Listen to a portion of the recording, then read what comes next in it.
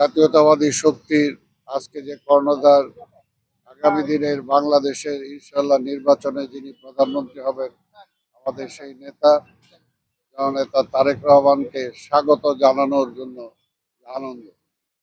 তাই আমরা বিশ্বাস করি আগামী 25 তারিখ কোথায় যে শুরু হবে আর কোথায় শেষ হবে এটা বলা মুশকিল। কারণ সেদিন ঢাকা শহর লোকে লোকারণ্য হয়ে যাবে।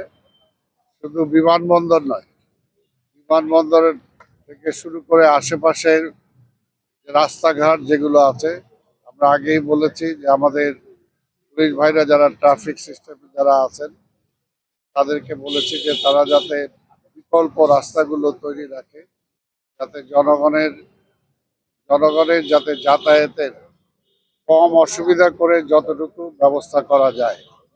এবং আমরা বিশ্বাস করি যে একদিনের জন্য কিছু সময়ের জন্য হলো জনগণ আমাদেরকে ক্ষমার দৃষ্টিতে দেখবেন।